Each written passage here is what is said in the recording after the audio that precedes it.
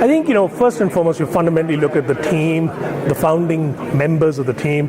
Is it a complete team? Do they have deep domain expertise? Do they have a passion? Do they have some hustle in them? Do they understand what it takes to sell something, build something, take it out to market?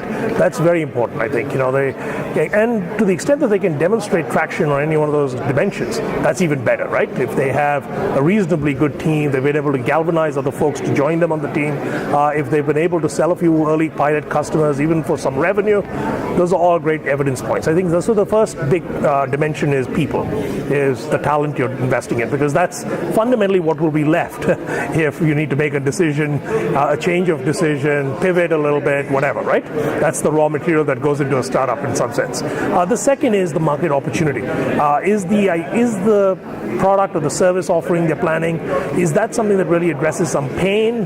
Does it actually address somebody's needs? Does it address a big enough need? Are there enough people out there that would want this? That would make it very interesting, right? The third area is it defensible? Is it something somebody else can't easily do? Have they put a lot of effort, sweat equity into building this up? Do they have some knowledge and some understanding that is unique, or some insight, or some, even if it's serendipitous, have they put something together that otherwise would be, take somebody else about a year to get to, right? That same point. And the last thing you look for is this something that we can take to the next level? So let's say they do get a little bit of traction, they do hit some of the early milestones. Can you take it to the next level of investors? Can you take it to the platform players that might be interested in it? Can you take it to the industry incumbents, the leaders in that space? Would they be interested in either OEMing this technology, licensing it, buying it? If it's a B2B play, if it's a B2C play, can you scale this up through distribution in the ecosystem, right? So those would be important kind of elements, I think. And fundamentally, you look for something that you might be able to identify with, where you might be able to add more value than just writing a check, right? You don't want to just be throwing money at somebody. You want to be putting some of your sweat equity into it too. So that's a very important element too. So if it's something I understand well, if it's something I can help them with, I'm certainly glad to consider that as an investment, right?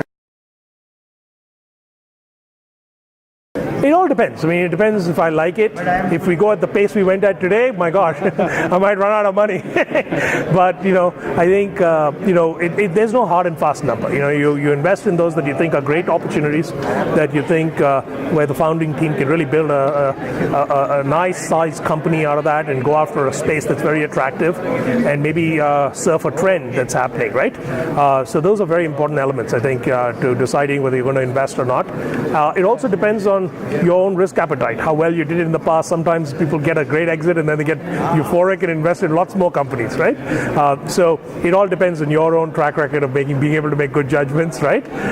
So I think for me, about a half dozen companies would be good. I think that would be a good pace to set, a balance between being able to set aside enough time to help the entrepreneurs you're investing in, because after all, it's not only money, you have to actually jump in there and help them.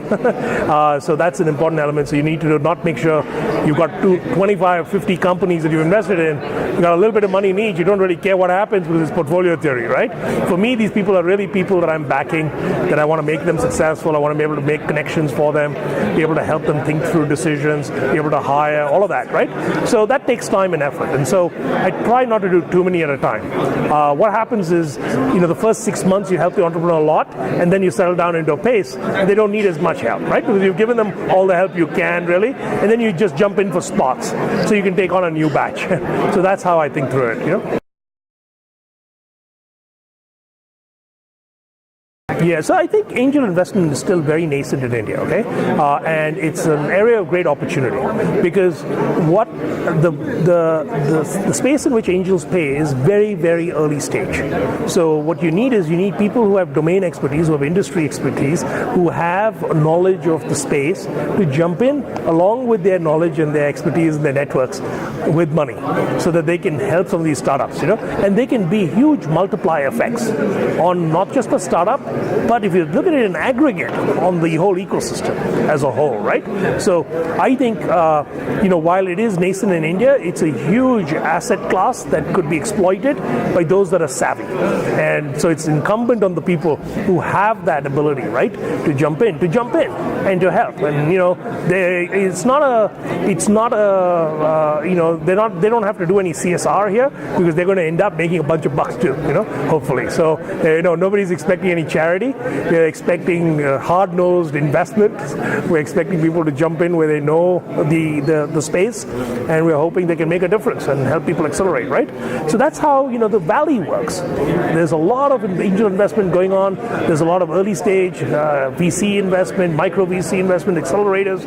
I think it's all coming to India, and it's all going to be very promising, and I'm looking forward to being part of it and bringing others into the mix. And I think today, I hope a lot of angels watch what happened here and get excited and want to be on stage next time. And we can have more of these events, the next big WOD and NASSCOM 10K startups, and I think it'll be great fun.